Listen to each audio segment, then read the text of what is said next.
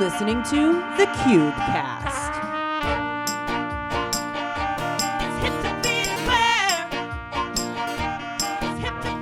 Hi everyone, welcome back to another episode of the CubeCast. We're here today with Rair from Calgary, Alberta. So, how are you doing today? I'm doing pretty good. How about you guys? Good.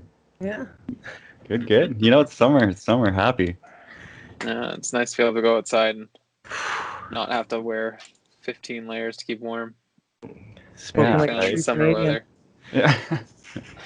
It's like, I think just now, this late in June, that I'm like not feeling that I have to still put on a bunch of layers, you know? I'm like, oh yeah, right. I can just wear shorts and go outside. I still bring 2 sweaters with me everywhere I go. I can't Nice. break the habit.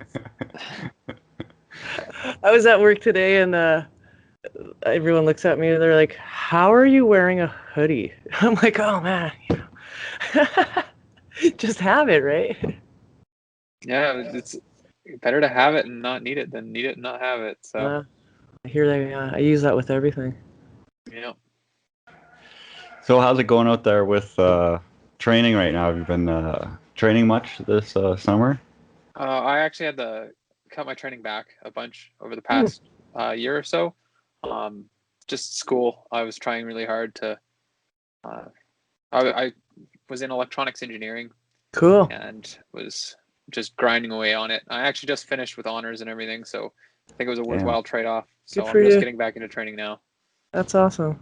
Yeah, that's the thing. Like, it's always easy to get back into it after, right? Yeah, I'm looking forward to being able to start moving again and whatnot. And it's probably a good time because I think a lot of people who weren't in school cut back on their training a lot over this last year too. True. Yeah, I heard that. I've seen a lot of people taking advantage of the COVID quarantine lockdown and getting lots of training in, which is good to see. Yeah. Yeah, man, it was a good time to work on the fitness aspect of it for sure. It's like strength training like crazy. Yeah, I've never been a big fan of that. No? I'm lazy. No, how I'm do you lazy. train? I Like, tend to. do you do calisthenics or what, like maybe a simple stretch at home or? I did tend to, when I was like actively training hard, I used to stretch daily. Mm. That was kind of the main thing, but I just do parkour, and that would tend to keep me fit enough, you know. Yeah. Working at a gym tends to help because I'm there so often. I'm often like pushing myself a lot more, so that's keeping fairly fit, you know. Probably could have done some calisthenics, but I was too lazy to. I just wasn't my kind of bad thing. You know, though, even with training calisthenics, as soon as you like transition back to parkour, like you're getting sore in all different spots again, and it is working your body different. Like if just by doing parkour, you're gonna get in sick shape, you know? Yeah, I was in real good shape before I took that break for school. Now I've gained like 15 pounds. People are talking about the COVID belly. I definitely got one. Yeah. It's the honors belly. Deserved it. So let's go back in time here a little bit for your intro to parkour. How old were you when you got into it? Oh man, my memory ain't great, but I think it was about a decade ago. I was like 15 or 16. I started with Brody. Like, Brody was one of the big causes of my training. I didn't have the most self-confidence when I first started, and I met Brody, and I thought he was super cool. And I remember just basically doing anything he did. So he was like, we're going out to do parkour. I'm like, oh, I've never heard of this. What is it? And he's like, oh, it's where you climb and jump on stuff. And I just straight up lied to him, like, oh, I already do that too. Here, let me come along. Like, jumped right in. That's so cool. I think it was like a year and a half before I like actually realized, I'm like, oh, actually, this is fun, and I actually enjoy this. This isn't just because it's him. Right. I was going to say me and him had a rivalry, but I think it was just me. I think I just had a rivalry where I was always like competing with him and trying to do stuff. And then I think it was like 4 years in when I finally hit a jump that he just couldn't commit to that day. I think he crushed it the next day, went back and like did it no problem. But I finally beat him to a jump or something, and it was like, okay, I can finally move past this and like enjoy it. So yeah, about a decade I've been practicing. So wow, so he Brody tricked you into it, hey? yeah, you can say that. Did you play any sports before that then? Like when you were younger? Were you Not into really. anything? I was a pretty cowardly kid. I used to sit on my skateboard and push myself around because I didn't want to stand on it. The kids in the cul-de-sac that I grew up in used to set up ramps and stuff and go off it on their bikes. I think I went off it once, crashed, and was like, I'm not going off that thing again. Yeah. Like, that's too scary. I did do a little bit of martial arts when I was younger, like karate and stuff, but it was when I was really young, so it wasn't hugely formative. That's really solid then, because you've done some pretty crazy tricks. Oh yeah. In your time. So for having not much of a kind of athletic background, says a lot, I guess, about your ability, but about parkour training in general. Mm-hmm. Yeah, I'm blessed with a quick uptick. I pick things up easily, relatively so, at least. Yeah. I was looking over your Instagram, and it's quite a thing. So I seen you, I think maybe for the first time in Calgary for parkour competition, and I went back. You were there for West Coast Parkour Championship, right? Yeah, it was so solid to meet everyone. It was so cool. And then were you at Empire opening? I can't remember. I believe so. Yes. Okay, cool. Right. I think my knee up pretty good at Empire? So. I think a couple of people did that. Yeah. Weekend. Yeah. But did you like sprain your ankle? I think you wrote in your post, or you fractured it. Sorry. How do you deal with your injuries when you get them like that? Like, do you? I don't think I had fractured my heel at the West Coast. Yeah. That one was a little rough. You can actually see when it happens. I do the rise full off the box in the middle of the line, and I was wearing really thin shoes, and it's essentially concrete landing. So I just went a little too heel side. I was actually going for a 720, and then like I wanted to rise double full, and I'd like practiced it a bunch, and then I set for it, and it just didn't feel right. So I was like, oh, I'm gonna pull it early, but I over rotated because of that. So I landed heels hard. I got through a couple more like moves in the line, and then like it hurt too much. I was like, I'm out. I'm like, I can't keep jumping. Yeah. Wow. It was like 2 weeks of me working on ladders before I realized it was like fractured. Before I was like, I can't stand anymore. Like, it's so painful. So I went to the doctor, and they're like, get off your foot. We're gonna strap you into boot and make it so you can't like work anymore. Like, okay, I'll get off my feet for a bit. Not even my worst injury, but how do I deal with them? Like, do you go to a chiropractor, like some kind of person or massage therapist, or do you get some kind of needles put in your foot, or? No, I tried and true R&R, rest and relaxation. Nice. I think you're the first person that we've talked to that just actually back off for a while. Yeah. Oh, that's great. Relatively so. Some of my other injuries, I didn't do that. Yeah. When I was 16, maybe I was like 17. Anyways, I was pretty young. I ended up crushing T11 in my back. Oh shit. I was doing an angel drop, and I practiced them the night before like 50 times, had them nailed in, rock solid. I was like good at them.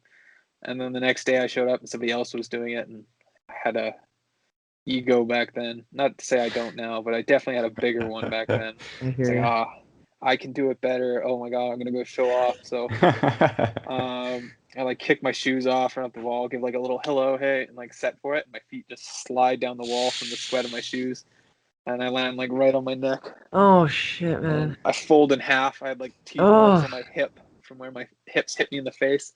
Yeah, it was rough. I ended up just laying there for a couple minutes because it winded me so hard.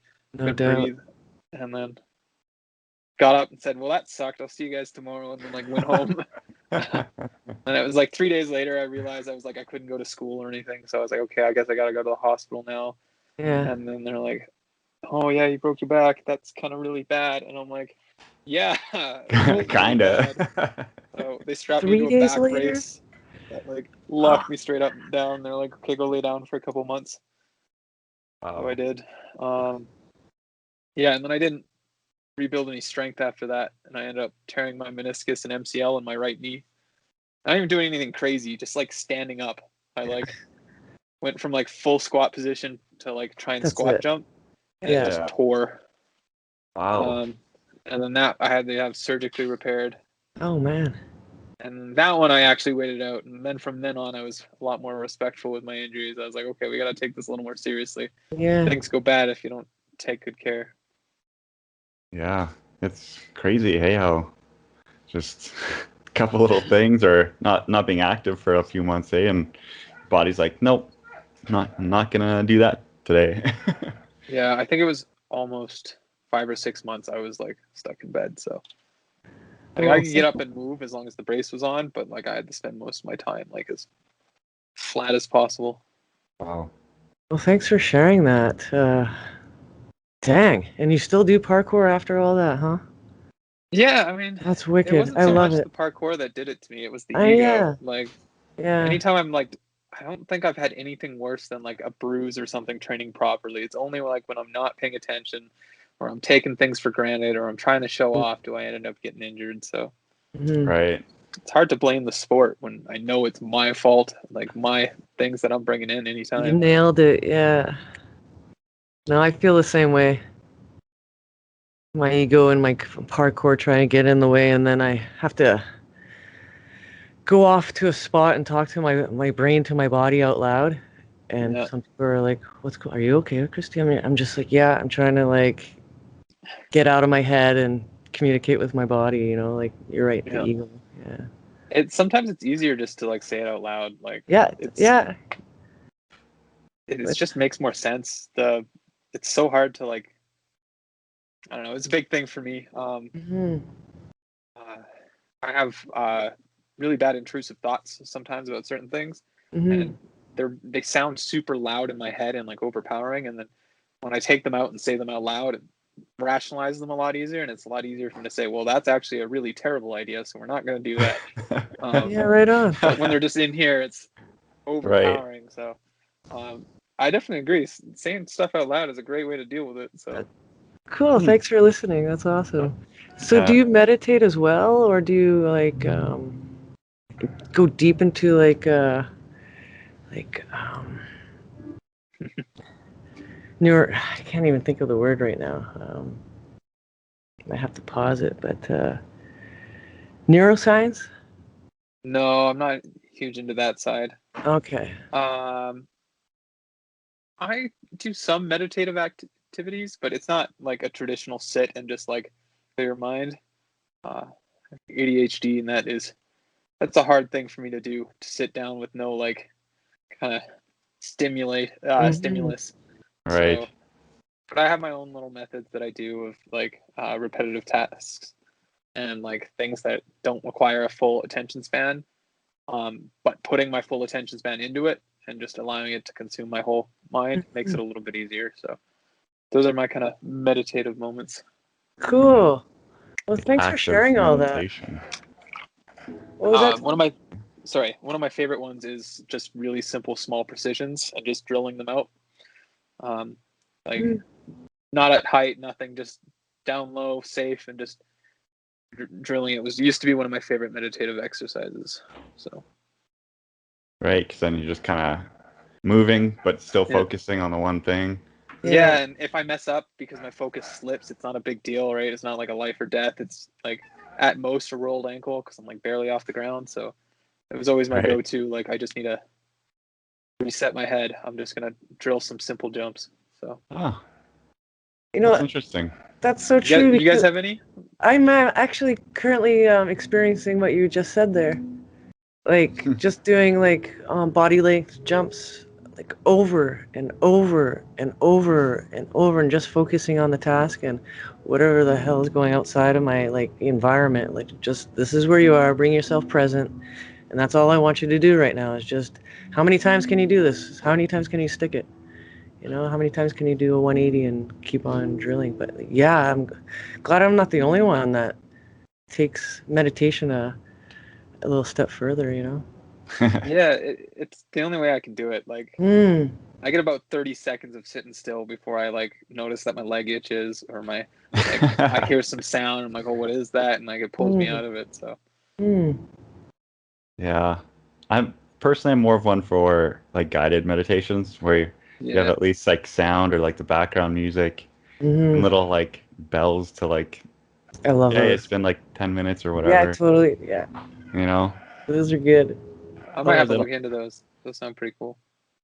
Yeah, there's you know, YouTube, right, has anything you could ever need on it. Yeah. And even on Spotify, to tell you the truth. Yeah. Yeah. If you want some, I'll send you some. Oh, I'd super appreciate that. Thank you. Okay, right on. Cool. I asked this in the Brody's podcast, but what's your favorite movie? Favorite movie?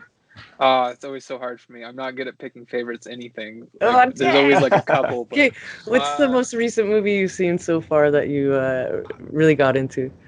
I think one of my tried and true favorites, and it's also the most recently watched, is Princess Mononoke. It's one of my favorite movies. It's by Studio Ghibli.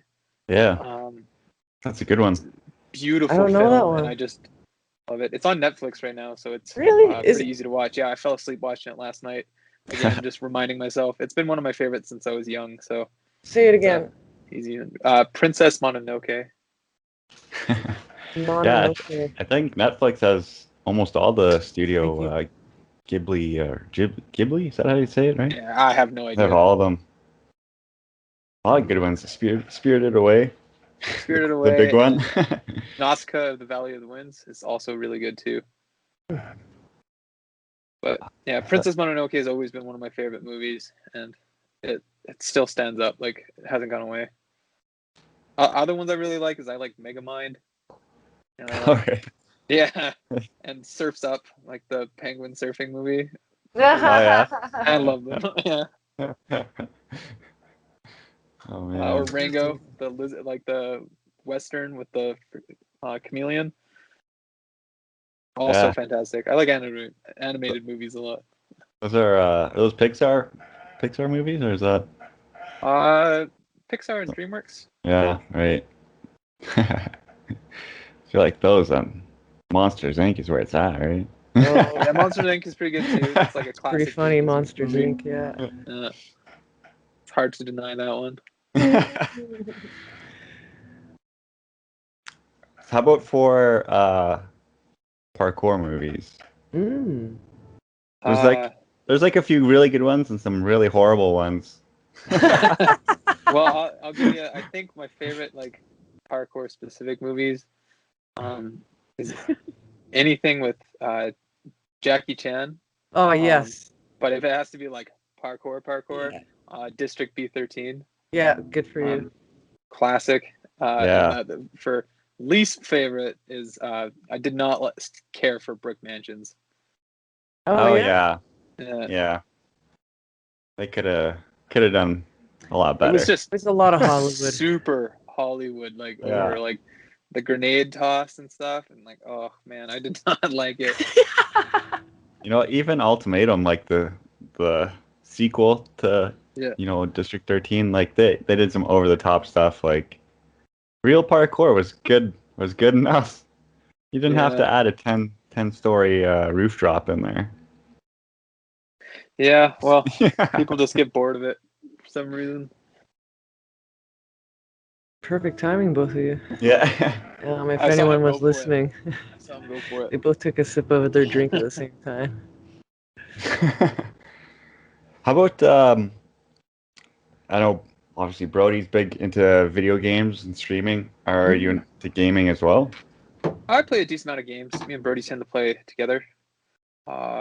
I got him hooked on Monster Hunter. Right. Yeah.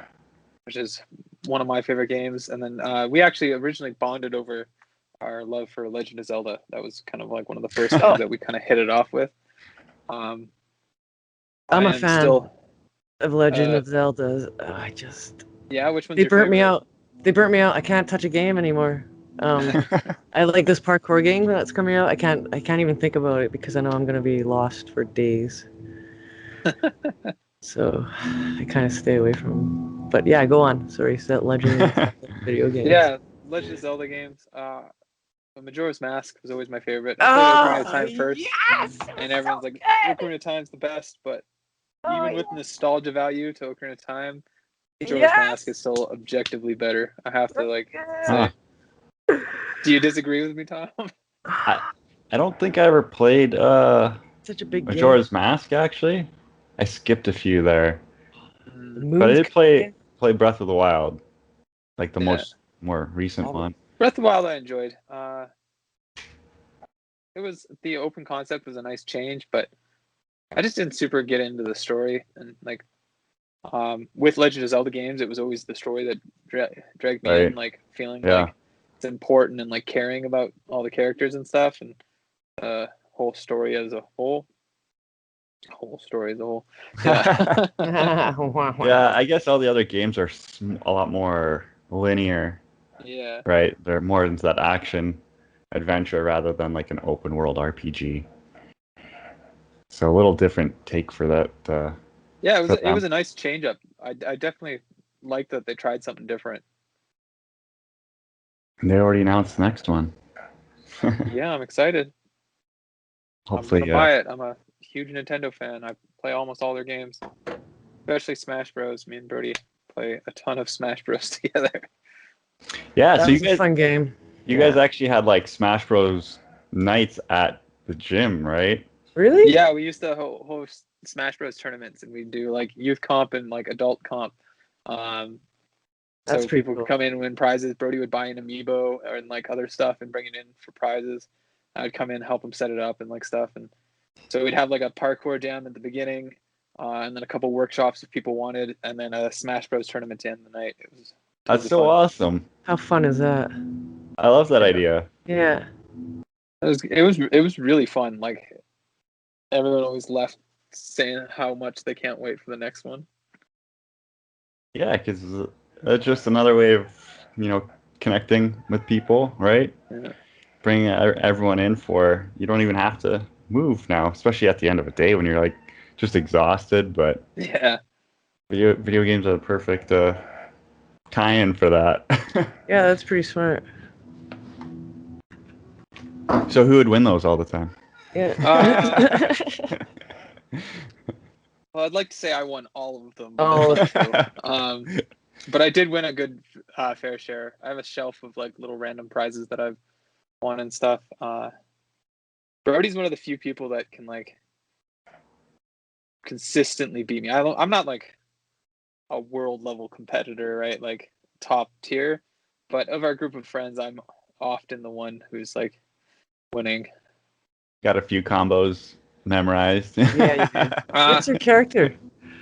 See, I play a bunch of different ones. My main is Wii Fit Trainer. I just really like the moveset. It's weird, and you can do all kinds of goofy stuff with it. And nobody expects someone to be good at Wii Fit Trainer, so it's a fantastic little toss-up. Like, what the? Why are you picking them? What the? Yeah, or Jigglypuff. Jigglypuff's tons of fun too. Yeah, really. Yeah. Jigglypuff. That's fun. Are you following the story game much? Is that something you're gonna get? I haven't been. I'm interested in seeing it once it's done, but I haven't been following the progress much. Yeah, I still have to like figure out Discord. I'm just too behind on that. Yeah.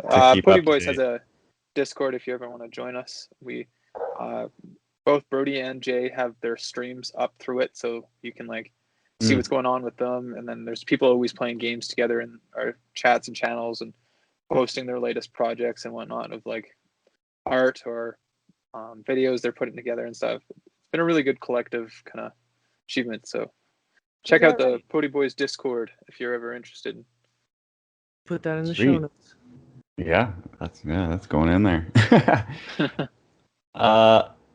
So you guys as a group are kind of branching out from parkour a little bit then, hey? Yeah, we decided to be more of a creative collective. Right. Lots of us are doing just different things. Like Jovi has his Grins brand.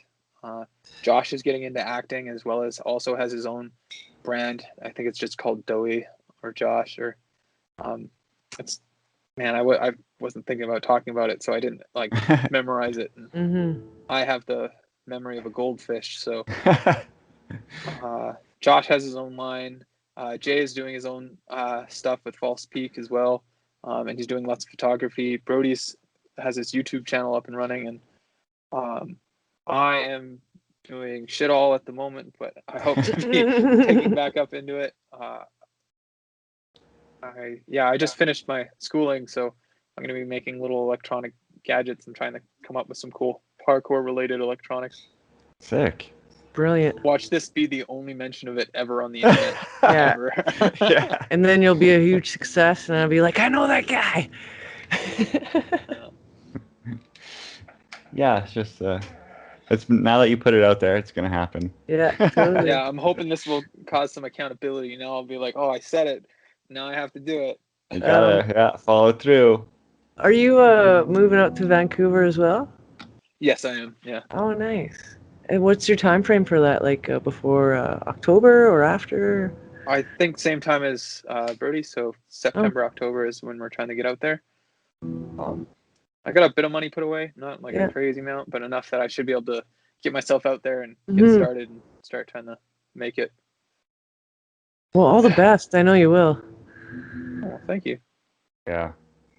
I have high hopes.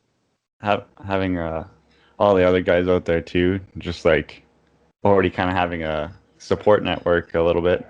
That always helps. It'll be real nice. Till you guys do something too crazy and burn your place down. I mean, Brody and Jay and I used to live together. We didn't burn anything down. I mean, we almost burnt things down. That's not true. We burnt this like giant minion statue. We tossed it in the fire, and it created like a 30-foot pillar of flame that almost set the house on fire. It was pretty bad.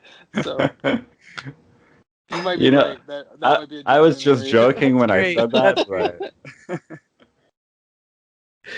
Oh. Funny.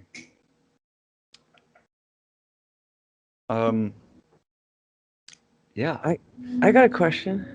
Yeah. Go ahead. You said you haven't been training much lately, but what are you wanting to get in the near future, or what are you training on? Like, what's your next thing? Yeah. So I've been skateboarding a decent amount. I saw that. Yeah, props. It's been fun kind of picking up a skill where I'm not having to do like super high level stuff to still be pushing myself forward. So it's nice kind of resetting back at the beginning. But I'm looking forward to get back into tricking and stuff.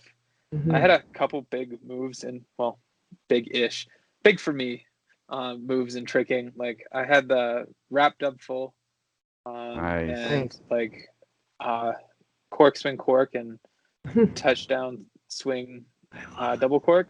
And I want to be able to do all of those again. So that's gonna be my next goal, is get those 3 again, because those were my kind of like ones that I was like, holy shit, I did that. Yeah. So you know what? That kind of leads me into my next thing. I was watching your Instagram, and you're a sweet tricker, and there's not a lot of trickers out there, but you definitely pull it off, and I really like it when you wear the baggy pants.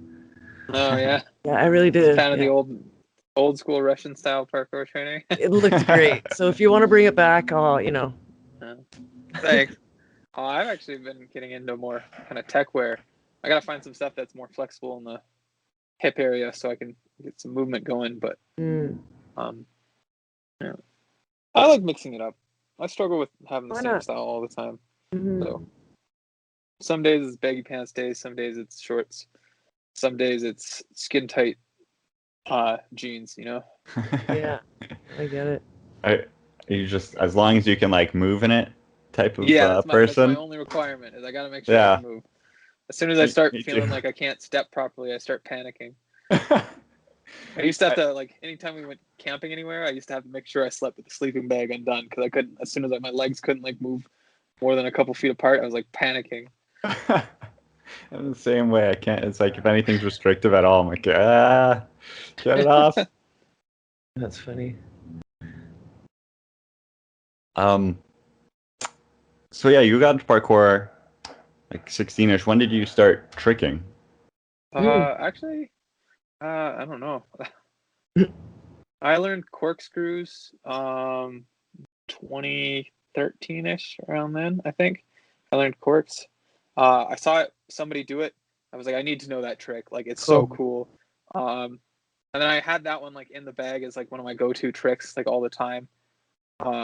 Basically, I knew if I could land something like 2 feet on the ground, I could every time go macaco into cork. So it was my go-to like extend combo kind of motion. Right. And then I forget where, but I saw something about like actual tricking and like seeing all the combos and swing throughs, and I was like, that is the coolest shit. They only touch 1 foot to the ground. I need to learn that. And so I kind of dabbled in it every now and then. In Majora's Mask, you could do like aerials over gaps and stuff. I was like, okay, I really want to learn how to aerial, so I like put a lot of time into that. And then Brody learned butterfly twists. I was like, those are kind of sick, so I learned them. And I realized I spun the other way, so I learned them the other way and lost the original way. That always sucks when you realize you got to twist the other way. Well, it's actually come in handy. There's been a couple times where I think it was like my NAPC submission a while ago. I did this huge side flip gap. And then I was like going forward and like face first towards the ground. I managed to just accidentally B-twist on my opposite side and land feet first. And was just like, oh, sweet. That looked like it was on purpose, I bet. No doubt. Totally so that was pretty handy. Wow. And then I had a lot of inspiration from a couple Japanese trickers. They have some really cool movements. It's really taken off there, I feel like, in the last couple of years. Yeah, I think it's always been a little bit larger there, but definitely past couple of years it's blown up. It's been super inspiring to see. I mean, yeah, there's like things. I mean, when I started tricking, right? If I would have seen those back then, would have like my brain might have actually exploded because they'd be considered impossible, right? Like even now, seeing the stuff that people can do with tricking, like, or in tricking, I should say, is it's so next level. Yeah, I don't think I'll ever go to that point. I just don't like have the drive to push to those, but I'd like to have some like clean looking movement that just feels nice and floats well. I'd be happy with that. That would be beautiful. I think that's where the tricking comes in, with just a little bit of that, and makes the line look so much smoother, right? Yeah. Yeah, it definitely gives you a different sense of like your air awareness, your proprioception. It's good to combine. I feel like it's good to combine in with parkour, Especially you never know when you'll get in an awkward position. Biggest thing it taught me was how to wait for something, because that was something I never used to do in parkour. I'd like land something and try and go right into the next thing. But a big thing with tricking is sometimes you have to you catch with one foot and your other leg's behind you, and you have to wait for it to swing up in front of you before you huck the next trick. And it's not long. It's like half a second, but pausing for half a second and waiting like that and like getting a rhythm going is something I struggled super hard with at the beginning. And tricking definitely forced me to learn that, because tricks just don't work unless you do. Like, you have to wait. So yeah, do you find that when you're tricking, then you feel like you have to slow yourself down a lot, like you're trying to go like too quick? At the beginning, definitely. I still do, probably. When I get back into it, it's probably something I'm gonna have to reteach myself again. But when I was going hard there, I had it like it was just working. I had the flow state with it. So oh man, that's awesome. That's hard. That's hard to get into with anything. Yeah, I always wished I picked up a little bit more tricking, but we only have one tricker really in our community besides your brother, Tom. But, when I was getting started, I was pretty much doing it alone. Like there's one or two other trickers in Calgary when I was like first getting started. there you go. But they were just doing their own thing in other places, and we never had time to meet up. So it was always just solo training anytime I was doing it.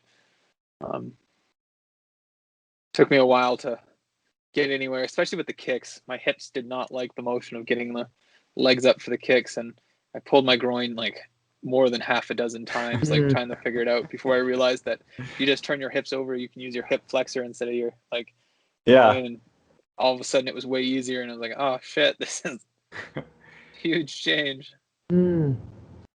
That's so good. At least I'm not the only one. Oh yeah, no, like honestly, probably like 8 or 9 times I pulled it before I finally figured out like how to do it somewhat decently. Yeah, there's like 540s. 540 kicks were a big one. Yeah. And like at the end of every session, just like groin is strained. And then like after 3 years of training it, you realize, oh, I gotta turn my hips more. Yeah. And it never happens again. Yeah. That is exactly how it goes. Yeah, at least now I think tutorials and everything are a little bit better now, so people can like skip a lot of steps now. That's one thing I really like about Bob Reese's tutorials. If you ever watch them, it comes with a lot of progression on like how to work up to something, not just this is what the move is. Here's the motion. Try it. Like he like actually gives you exercises and stuff to work on, and I think it's really useful. So I'm really happy with the way the parkour community is starting to like release better tutorials. It's been a good change. Yeah, he has a PayPal, I believe, and every time I actually get a trick off how many times I bookmark his tricks, and he has his own little folder in Instagram kind of thing, things to work on, Bob Reese kind of thing, right? I always donate when I get the trick. I'm like, here you go, here's like $50, whatever. And like he doesn't have to, but I really appreciate, because who am I going to learn off of besides like hiring somebody? But let's talk about that community. How do you find the parkour community amongst anything else that you've experienced, or is it strong for you, or is it like just your little niche of friends, the PodiBoys, or we tend to be pretty, like, I don't know, like I said, I've been out of it for about a year. I haven't really been around, but the parkour community used to be very, very tight in Calgary, but that's because it was only a handful of people. And then we had 2 gyms, and I think that put a bit of a split in it. People were going to one gym and then the other gym, and like there was no like competitiveness or anything, and it wasn't us versus them or anything. It just you just weren't as tight knit with people from the other gym because you just don't see them. You didn't train with them, right? So it was almost felt like going on a jam to somewhere else, but it was happening like so often, like often enough that you didn't feel the excitement of, oh my god, yeah, it's these guys. Like I haven't seen them in a year and a half, but also not close enough that you're like, oh hey, like I saw you yesterday. You still working on that trick? Like it was an awkward middle ground. Right. Interesting. But I think it was really good though, because we got so many more people into parkour by having 2 gyms in like 2 opposite ends of the city. We were able to like get so much more of people to like come in and try it, and the Calgary community definitely got a lot larger because we had to for a while there.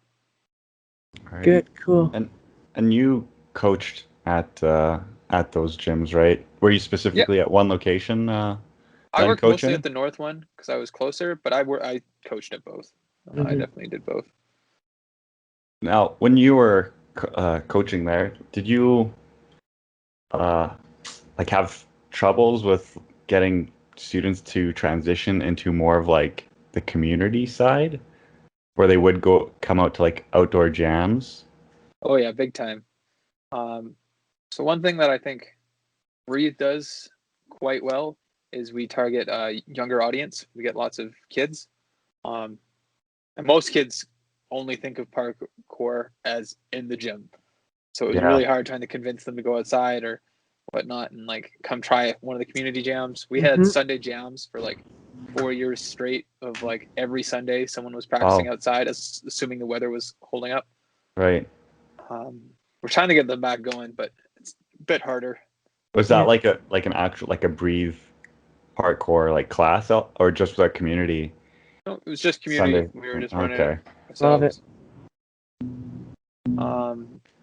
But yeah, we did have a decent amount of struggle trying to convince people to come out and join us and actually train and see what parkour is like, not covered in pads. Yeah. That's an interesting thing, hey, because I know obviously when you started and myself, there was no other choice. Like you were training outside or you weren't training. Right? Kind of. There was a facility when I first started.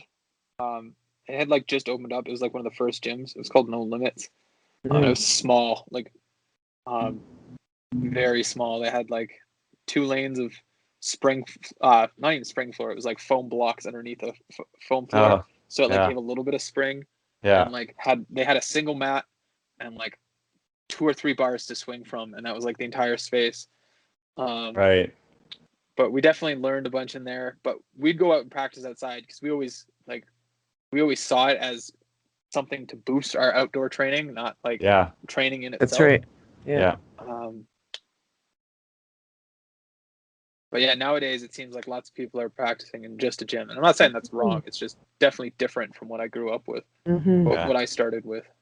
Well, yeah, the gyms now, I mean, especially Breathe, right? Like, you guys have always had, like, the best gyms out there. At least I thought so. I thought so, too. So, like, you could stay in there and pretty much... all day. Yeah, always be happy, like, there's, like, always something. Yeah, we're on our 3rd iteration of a gym now. So we had the original north one, then we had our south one, and now we just rebuilt the north one in another section of the facility, so it's like entirely different now. Right. So you guys are gonna have to make a trip back out here eventually. Oh, check out I the know. facility. Oh yeah, we'll bring the crew. We'll bring everyone. I want to get out there. Yeah, all this talk just makes me just want to get in the car and drive west. Yeah, we could be there in about 14 hours. 14 hours to count right now. I mean, that'll get you here just in time for Saturday, hey? Like, get here Friday night, take a nap, get up, train all weekend. Oh, don't tempt us. Man. So yeah, gyms. Did you have any input on designs then over those iterations? The original one, so Matt is the owner of Breathe. He approached the parkour community and was like, hey, like, what do you want in a gym? Let's like design us your ideal gym. Like, what do you want in it? We built this like 2-story structure of descending like 2 levels of scaffolding where you were like, some of the bars were like 16 feet in the air, and this massive foam pit and like 2 different floors, and like I think it would have been like $300,000 or $400,000 to build. Like we went nuts with it, but he took the design and was like, okay, this section's doable, this section's doable, this section's doable. And then I got hired on right at the beginning of Breathe, so I was actually in there helping them build it and put it together and stuff and whatnot. Our buddy Mike, I think you guys know Mike. I don't know why I'm saying that. He took a big role in designing it, and he really just kind of found his stride with it. So we kind of left all the designs to him from then on. But each of us come in like in with a little bit of input. We're like, oh yeah, we like this idea. Here you go, Mike. Like, yeah, exactly. Where can we put this? Yeah. But it's like 90% Mike from now, like nowadays. So. Yeah, he was in the previous podcast. I talked with him afterwards and during the podcast, and it's just great, like the input that he put in, like, and he had 3D models and all that stuff. Oh yeah. We were all on SketchUp and like struggling to use it, and he was the only one who was like, okay, I'm gonna master this thing. Yeah, that's great. You're like the PodiBoys as a community, as a team, has really got their niche into different little things that make it like all click together. You know what I mean? Like everyone has their purpose kind of thing besides just training. Yeah. I mean, I think my purpose is just training, but Yeah. hey, at least somebody's got to have that role. So. So with you guys, or all or most of you going up to Vancouver soon, are we gonna ever see a Dupe Jam again? I'm not really sure. Are you guys Generally, gonna just take over Origins, just hijack it? That'd be kind of fun, maybe. Yeah. Maybe we'll make the drive back to Calgary for the weekend, host a Dupe Jam here or something. We'll call that TBD. I won't say no. I won't say yes. We'll just say TBD. All right. So no breaking news here for any listeners. Sadly, no. We get some kind of secret out of you. Yeah. I'm just looking at the stuff here. Filling in space by continuing to talk. I know, I do the same. I was just skimming through the notes as well, and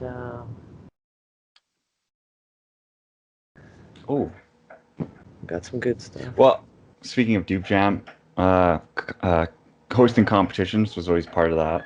That was, I think, probably the first speed course I've ever done was at Dupe Jam a couple of years back. Yeah. How important do you think competitions are to growing parkour? Good question. That's a really good question, actually. I think one of the main ways you can draw people into the sport is with a competitive edge.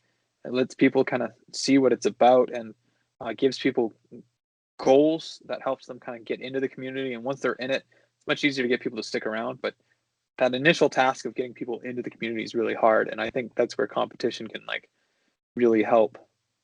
One thing we tried to do with Dupe is like our founding thought with Dupe competitions was it was supposed to be the friendliest competition you've ever been in. It was meant to be like super upbeat and supportive and like enjoyable for everyone. I'm glad. Definitely times where it got stressful because I was in charge of setting up the style competition a lot of the times and like planning that out and like organizing judges and like areas and like how it's going to be run. And it would always be like, okay, I have this idea. This is how it's going to go. This is how it's going to go. I'm trying to explain it to people and like, they're just not getting it. And I'm like, it'll be fine once you see it. And then like, I'm trying to do it and I'm like, oh, wow, it's not fine when you're seeing it. Like it's still not working. So, yeah, we tried really hard to make sure it was like enjoyable and fun and inclusive as possible. One thing we really liked we got from Origins was the jam style like qualifiers. Right. Ours I felt was close to what we wanted, but not quite. But one thing we really wanted was it to feel like a jam, like you're just going out, hanging out with your buddies, trying stuff, like cheering each other on. Cool. And our qualifiers weren't quite that. It was a lot of people just competitively fighting for space, trying to show off their best stuff. And but we were close. I think we were doing pretty good there. And then COVID delayed our next Dupe Jam, and now it's kind of just resting in purgatory. So, so do you think companies then, either parkour teams or whatever, should have that as a like focus of kind of marketing or gearing competitions towards kind of Muggle viewership? Do you think that's a necessary part, or can we keep it relatively, or should we keep it a little tighter knit? I think it depends on like what you're looking for. Are you looking to have like parkour become the next big thing, like there's like skateboarding is, or do you guys like keeping it as it is now, nice tight knit community? Because like the more people you invite in, the more popular it's going to be, the more job opportunities, the more like that kind of stuff. Yeah. But the more people in, the harder it is to keep it tight knit, you know? It's a tricky balance, hey? That is. Yeah. There's always the trade-off. Never thought of it. But I would think it seems to be the natural progression just to keep making it bigger and bigger, even though it'll lose probably some. I mean, parkour's already lost so much of its original influence, right? Yeah. It's not even the same thing anymore, really, from back in the Yamakasi days. No doubt. Yeah, right.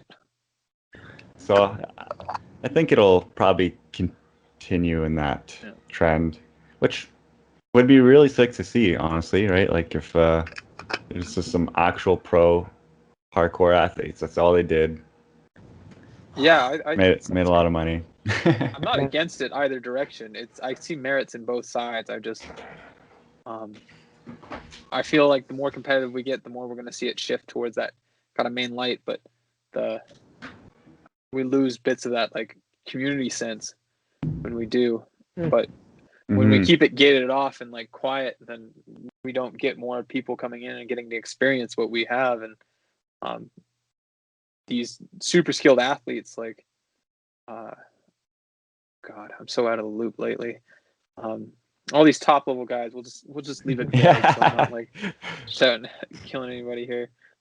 All these top level guys are deserving of far more than they get, and it sucks to see them not getting it because parkour is such a I agree niche thing.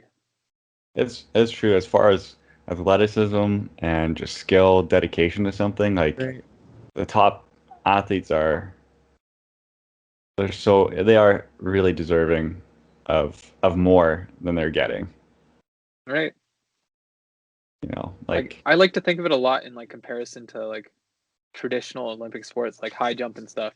Like these high jumpers coming in, they practice on the exact same setup every time. They always have their thing, and it's all about just hitting this one jump as good as possible. And like parkour athletes have to be as good as possible, but also be adaptable to any kind of situation, because you go to the next competition and they throw an entirely different thing at you, and you're expected to be able to just do that too. So the athleticism within the parkour community is just beyond what I see in other, like lots of other sports. Not all of them, but like a lot of other ones. It's just a different kind of strength. I mean, you can see that too in parkour. Like competitions is pretty crazy. Like a speed course, right? You have like maybe you get to prep on it a little bit. Yeah. But if you had that same setup every competition, imagine how fast you could go through it. Right? Like if you did it 100 times. Everyone would find the exact same route and would all be taking it, and like this is the most efficient way, and it would just come down to how well can you hit that route. So I kind of really like that it's different every time, because then everyone has their own thoughts on it, and like someone gets really creative and finds a way to shave a crap ton of time off their time, and then you just have the other person who's just massive legs, tall as hell, step over the course basically. You know, so it's always good to. It's one of my favorite things to watch in the speed competitions is the different routes that everyone finds and takes, and I like when there's the opportunity for that kind of stuff. Yeah. Oh yeah. NAPC is always like so fun to watch. Oh yeah. Oh yeah. And you went to like the qualifiers for one, right? You said? Oh yeah, yeah. I tried. That was a few years back. Vastly like underperformed. I did not do well. I competed in the style, and I think I was pretty close to placing. I think I was like 1 or 2 spots out. Oh wow. I had a couple big stumbles in my line. I think my line idea was solid, and then I do what I always do. I like think about it in my head. I'm like, yeah, I can do that. I can do that. I can do that. I'm good. I'm not gonna like tire myself out when I should go and just practice it and drill it. So I definitely lost some stuff there. And then the skill challenges I was also interested in, because I did fairly good in the West Coast qualifier, like that was in Calgary. Right. I was like, maybe I do have some like skill levels, and then all the challenges were just way too big for me. I was like, I'm not this skilled. These are massive. I don't know what I thought. Like, but it was great fun. I had a good time doing it. There was like a single lache pre that I knew I could do. But my hands were just sweating like crazy, and I could not get them to stop. So I tried this thing. Like, I'm like, you know what? If I do anything today, I want this. Like, this is the one thing that I like. I kind of forgot about the qualifiers. I was like, I'm not even going to try and collect points anymore. I just want to get this. I couldn't do it. Like, my hands just kept slipping. Right as I'd like set for the power for it, I'd feel them start to go, and I'd just bail out. You know what? You plucked that out of my head. I was just thinking about it, and then you said it, and I was just like, what? As if he's talking about the same thing I'm thinking about. I remember that. I was watching, and I was just like, are you going to get it? I was a fan of yours at that point, right? And then it's between you and Mike. You and Mike are going over each other. Like, one would go, you would go, he would go, you would go, kind of thing. I just wanted to see it happen. It was just... The Lachey Prix was actually the reason why I took gold in the West Coast like regional. Good for you.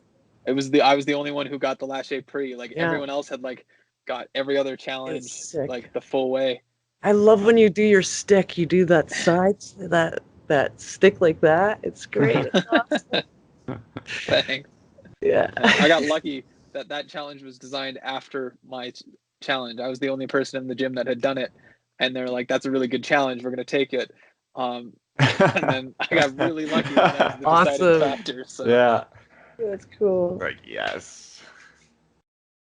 Actually, yeah. I think there was at Empire's opening, they had a skill competition, and I believe there was some bar Lachey thing that a lot of people weren't getting, and then I think you did it, and you told everyone the trick how to do it, and then it was like a lineup of people afterwards. That's awesome. Getting this. Yeah, I think I remember that. Yeah, that's great.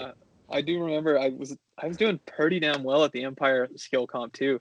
I think I was in like second place in the qualifier. There was just like one challenge I couldn't get. Like I flashed like more than half of them, and I was like crushed. Wow. I was feeling good, and then I did this box jump, and I just don't have much like raw up power. Like, like I'm pretty good with technique generally, pretty good. But power is definitely where I'm lacking. So I go for this just box jump, and one of my toes slipped off the ledge. No! My knees are in my armpits as I'm doing it, trying to get my feet onto this edge to be able to do it. I smashed my knee. You can see it in our like the PodiBTS. And I looked like I had a golf ball underneath the skin, underneath my knee. Like it was just massive. Yeah. So I had to drop out before the finals. But damn. Oh dang, that's what happened. Oh shit. Yeah. Yeah, I think I remember that one jump. That was a high box jump. You had to go box jump into plyo forward. Yeah. Just barely making it up on top of the box. I was like barely able to get my feet over it. They're like, now you got to plyo. Yeah, I know a lot of people would get up there and then couldn't transition into the plyo because you're already maxed. Those guys. Well, shout out to Empire there for making an impossible challenge. Except Ruben could do it no problem too. Yeah. Ruben was just like, you just do this, pop. Yeah, right this is my specialty. Yeah. Sure. Yeah, I'll just go ahead and do that then. Yeah. Just add a foot to my jump.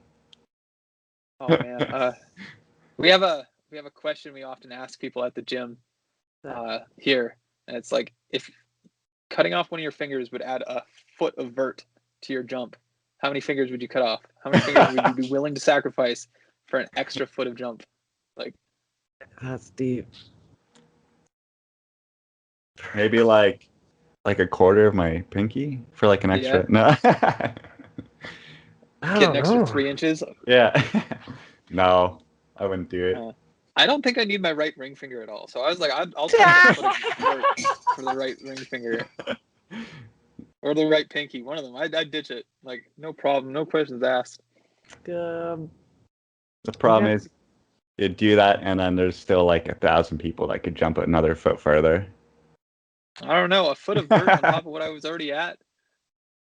I think I might be pushing top level at that point. Yeah. How many fingers would you cut off? 10 feet. A foot is a lot. That's huge. That's substantial. That's a huge difference. Oh man. That's like that. You could be a pro basketball player at that point. Oh yeah. Make a lot more than parkour money. Good point. You gotta catch the ball with your hands, though. Yeah, you just can't dribble properly. I don't need this finger to be able to dribble. I'd be fine. Yeah, you could. You could actually do it if you did that. could like hit the ball, right? You could. Literally have How many 3 fingers are you fingers. ditching? Four. Four So feet? that's huge. Jeez. See, give me enough time to think Extra about 4 it. foot, you're Yeah. doubling your jump. And you can just never do a climb up ever again. I think I did 2-finger climb ups before. I think I've done that. Your rock climbing skills would be awesome. Yeah. Oh man. Oh man, I laughed a lot during this. Thanks. Appreciate it. Yeah. Anyways, back to questions. Did we already talk about your favorite move? My favorite did, move. No, I don't think so. Favorite move to do. I think I got kind of 3 for 3 different reasons. Like my dream trick is, if you've seen it, is the shuriken, like a double cork with your jumping leg out straight, so it's like a triple heel kick as you do this cork. Yeah, beautiful looking. I love it. Dream trick would be able to pull those. yeah, that would be. I still have like 8 progressions to go, like 8 prerequisite tricks I need to learn to be able to get to it. Not to mention just a massive amount more leg power to be able to pull it off. So shuriken would definitely be my dream trick. My like go-to favorite one is I often just do regular corks. I like corkscrews. They're easy for me. Always have been. Or wraps. I like wrap fulls a lot. I learned them entirely by accident. I was doing cart fulls, and just one of my feet missed the ground, and it happened to pull behind me, and it just whipped me around. I was like, "Oh, that felt really cool." I was like, "Oh yeah, that's a wrap full." I'm like, "Sweet, I'm gonna do this on purpose from now on." Yeah. And then my other one was bar precisions. I really did not trust my body at the beginning. Flips weren't too bad because we had something soft and I could just kind of whip over my head and like crash onto something soft. But bar precision took control, and that one took me a long time to get over the fear of. And it was one of the things that I actually had to like progress to. Like it was one of the first things that I had to progress to. I couldn't just go for and make it work somehow. So it was a big accomplishment for me. It was the first time I hit a bar pre like up higher than my head. And I was like, wow, okay, that was a huge step. Yeah, those are very satisfying when you get them, but yeah, it's so scary. Especially it's your shoe good, you gotta make sure Right. wipe it off, the amount of the times bar's I wipe good. my shoes and like all the walk to the doubts. bar and test it and look down and test the edge and then back overshoot up, look at it, do it again, like every time. Oh my god. That's why it's sketchier outside. It's not a controlled setting. Gotta go check the bar, clean it off. Oh yeah. I used to carry a spare shirt in my bag so I could like pull it over the bar and like wipe it down so it wasn't a layer of dust. Nice. That's like the one piece of equipment parkour people need is just like a towel. Yeah. Just to wipe things off. I saw on your Instagram that you do you play piano or have played piano? I like picking up random skills. So, okay, what are your other hobbies? I can play a couple songs on guitar. I can play a couple songs on piano. Yeah. I know how to do a couple like fancy yo-yo tricks. Oh yeah, me too. Have you guys ever seen Diablo or Diabolos, whatever they're called, like the 2 cups that sit on a string? Oh yeah, you do like Diablo strings. I can do a couple of those tricks. Oh, good for you! Like poinge stuff like that. I can spin a staff basically. I can do a bit of like sword spinning as well. Cool. Basically, anytime I see somebody do something cool in front of me, and I like try it and I'm not good at, I like take it home and practice it for just enough time that if someone who doesn't do it looks at me doing it, they're like, "Oh, you know what you're doing," and I'm like, "Okay, then I'm good." just like learn the like slightly above the basics, eh? Yeah, just enough that I can trick someone who doesn't know it into thinking I do. I can shoot a bow. I can like throw knives. Like, nice. But like I could not hit an exact target or like hunt anything with a bow, but I can make it look like I know what I'm doing. So that's good enough. You know what though? That's good though. Kind of get that jack of all trades because like after that point in learning, it's just like exponentially harder, right? Like same with parkour. Right. Like you can learn the essentials pretty quick, but after that, you just got to spend the rest of your life trying. Yeah. Yeah. That's why I've been really into skateboarding lately. Is cool. Because I'm just at that beginning point where I've like learned the basics, and now I'm like getting into like just the first couple tricks, like trying to learn heel flips. I'm like consistently getting the board around, but like I miss the board every time, or like I land on the board, but I'm like just under rotating it, so it like lands on its side and spins out and stuff. So it's been a real good, humbling experience to be back at the beginning again. Yeah. How do you feel that skateboarding makes you more confident with your precisions at all? Sort of actually. The other way around though. Precisions and stuff made me feel way more comfortable on the board. I was trying to do this 50-50 down this like rail, and I could not figure out how to get my board. Like I had ollies solid. Yeah. I could just not figure out how to land it where I wanted it. And my buddy just mentioned, he's like, just think of it like a side flip precision. And all of a sudden I nailed it like every time solid. Because it's very, very similar. And it was ridiculous that I just had to just change the mindset. Cool. Wow. Yeah, I have last summer I found my old skateboard, started trying it too, and yeah, that's like it's weird having something that shaky. Yeah. Under your feet. It's made me a lot more solid in committing. Like if I'm going for something, I'm going for it. If I'm not, then bail out early, which is nice. Right. I think if I actually got into it, I'd have to be like all geared up, pads on everything. Yeah, my big fear is landing on my knees. They've taken so much damage over the years. I think I have one more good knee hit in me before they're just like done. One more. So, I get one more redo and then it's over, I think. So gotta be careful. Advice? Do some top fives. Yeah, let's do it. Top fives. Well, go ahead, Tom. Well, I was just gonna say, I know you said you haven't been like keeping current with like athletes and all the top athletes and stuff, but it doesn't have to be current. So we'll still try this. Your top five. Okay, when I was training. Top fives. Okay. Your top five athletes for people who inspired you, or just like to watch. Terrible question for me because I'm so indecisive about these things and I watch so many. So I'm gonna try and just do it like real quick. The first names that come to my head. First up is Daryl Stingley, Wavezilla. Yeah.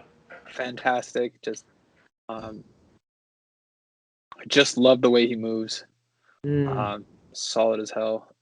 Yeah, we should actually a little shout out to him. He's like got his own strike movement shoes now, right? Yeah. Oh, no way. Super excited. Yeah, got his name on them, I think. Oh wow, I'm gonna have to check that out after this.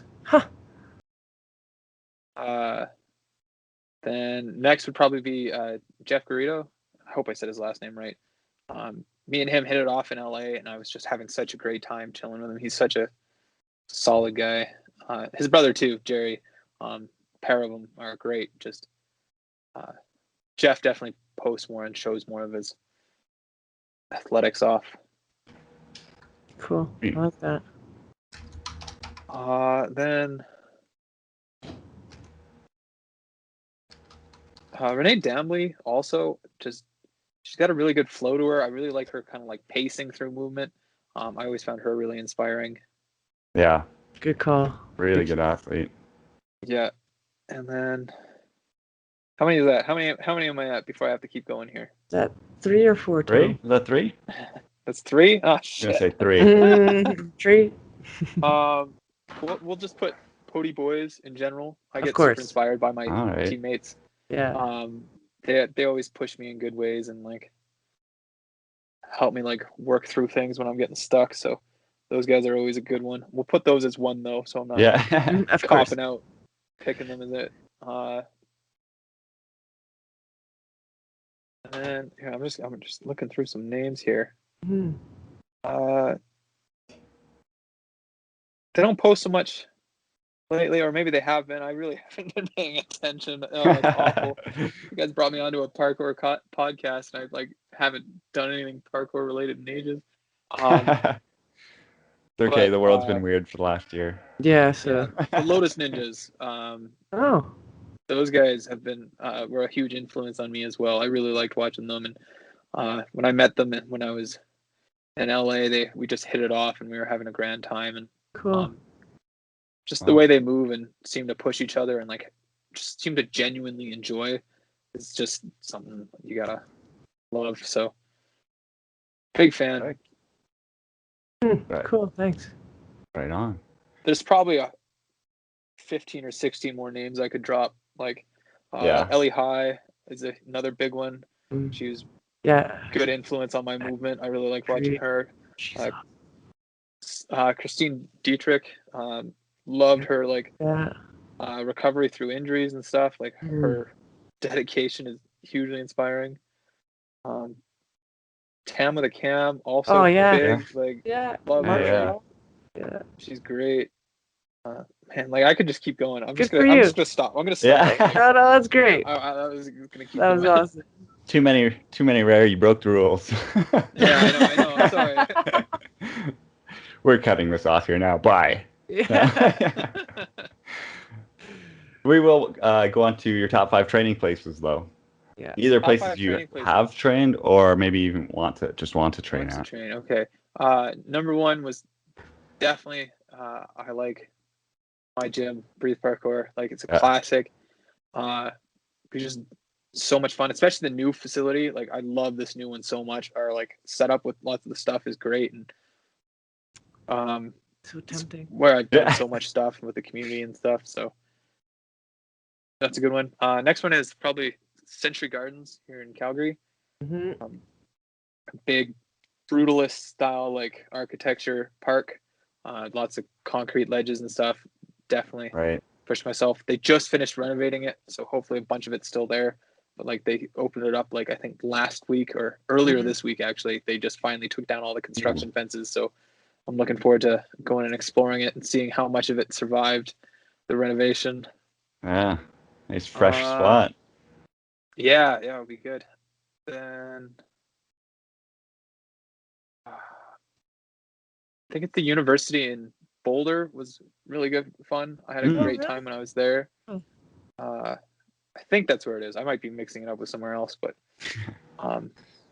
that was a good place. And then just Missoula as a whole, those guys, like the community out there. Right. I think that's unparalleled movement. Yeah, it is. But those guys are great, and just hanging out with them and moving. I'm just gonna say that whole place, the whole. Yeah, it's funny, hey, like Missoula, like kind of a smaller town. Yeah. Kind of seems like in the middle of nowhere a little bit, hey. Yeah. Just a killer spot. Yeah. So rare. Yeah. Always so much fun going out there. So that's probably one of the things I miss most about parkour community and stuff. It's Fool's Jam. I miss Fool's Jam. I kind of a regret. I wish I could have gone to one of those. Yeah. I mean, hopefully they start back up as everything opens up again. We can get some good parkour jams going again. Yeah. Maybe there'll be some new ones that are have that similar energy to it, but let's hope. It'll happen, it wasn't that long ago when there were no parkour gyms at all, right? So correct. I think that's 4 I just said. Yeah. 4. 5 I'll pick I liked Origins too. Origins has a real good setup. Yeah. It was also like the first time we left Calgary to do parkour and like really went somewhere and did something. We went to Origins and it felt grand. Like we were on a different scale than just the local facility. So I have some good memories with it. Yeah, it looks like a really good spot. Yeah, I want to go there one time myself too. Tom, have you been there? Have I? Yeah.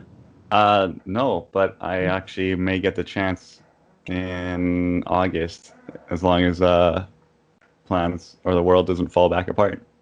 As long as there's not some super variant. Yeah, or asteroid. Yeah, or there's an apocalypse asteroid level blaming event. you for jinxing us. There's an asteroid. Well, It is directly your jinx, fault. I have the inside to just let everyone know. just kidding, JK. All right, and then the next one is top 5 parkour brands and or teams. Okay, well, Kind I'm of going to be a bit selfish here and put my team on top, PodiBoys. Yeah, you gotta do it. We have some clothes. We put a lot of effort into like picking like our styles, and our like Lost Boys line is really good for urban exploration. We chose a lot of like design details specifically for that. I don't have it on me right now, but we have like thumb holes through it. I saw that. You keep your hands covered. Yeah. But we have them on the wrong side, and everyone's like, it's on the wrong side, but you do that so when you twist the sleeve, it pulls it tight around your arm and keeps it so you don't have any baggy things catching. And people are always like, this is weird, but no, we did it on purpose for keeping it tight so things don't move. I did see that. It's slim fitting, and then the sweater has like a built-in buff in it. Yeah. And then we did masks before COVID. We did masks like a year before COVID was even a thing. Just for like a dust filter and keeping your like a little bit more anonymity. Yeah, I got a pink one. Right. And I butchered that word, but yeah. Oh, you got one of the pink ones. Nice.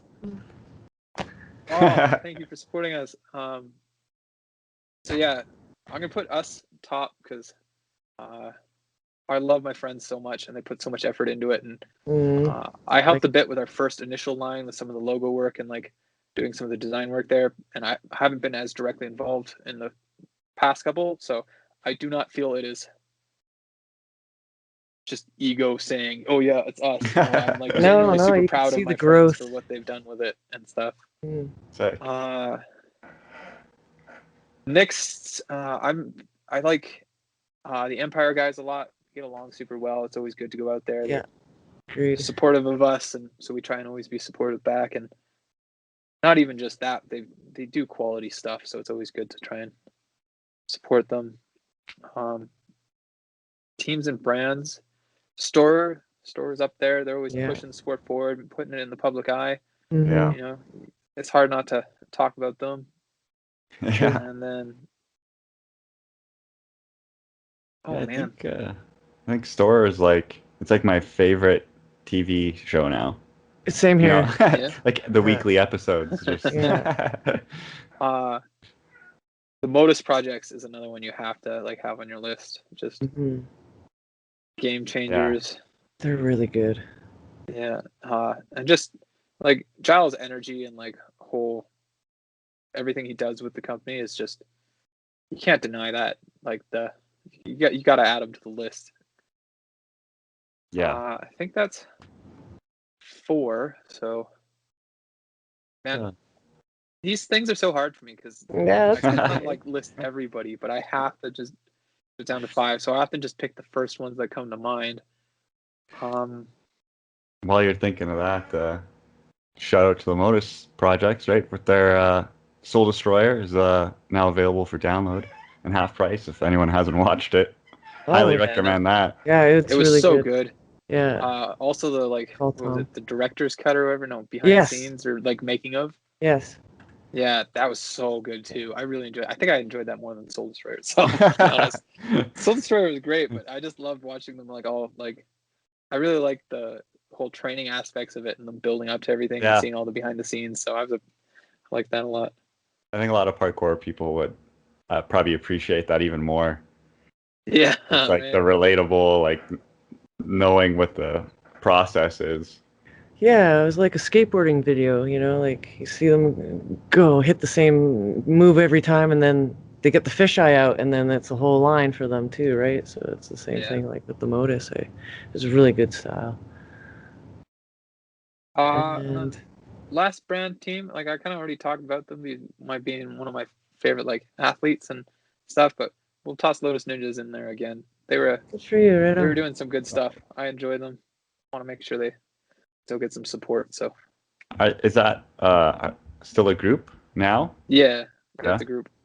All right, I'll have to follow them. I hope so. oh god, like I'm going off a year's like Yeah, previous knowledge, yeah. so this is all based off a year ago.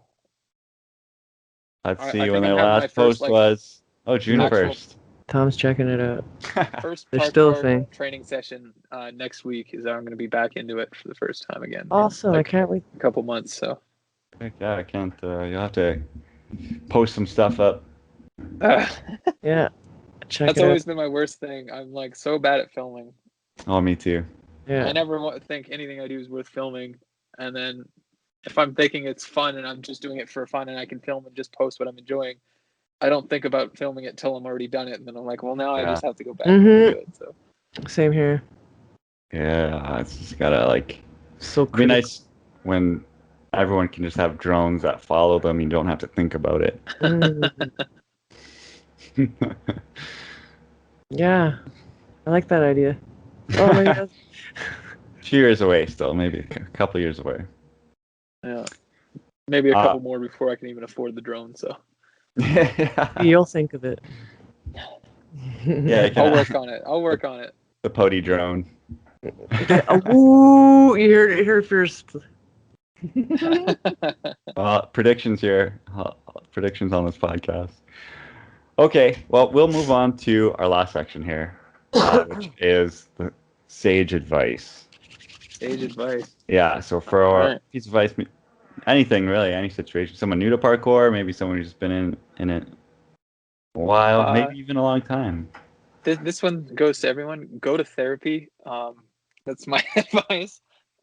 That's great. I say that to everyone I know too. Dealt with a lot of emotional trauma along the way, Yeah. and that definitely impeded my training more than any kind of physical aspect. So, fucking A. Yeah. If your brain ain't fully right, if you're not feeling yourself like 100%, go to therapy. Who knows? Maybe you'll come in and they'll be like, nah, we think you're good. You probably don't need us. Go anyways. Yeah. Yeah. No, I agree then you just with get that. confirmation that you're doing good. So that's my sage advice. Go to therapy. No, that's really awesome. I'm surprised that you're saying that because not a lot of people would want to admit something like that. But I agree. Therapy for everyone, even if you don't think that there's anything going on, still, just talking to someone that's not biased and just ask some questions. It's. I think it was breakthrough for me. So, good advice. Yeah. Like what?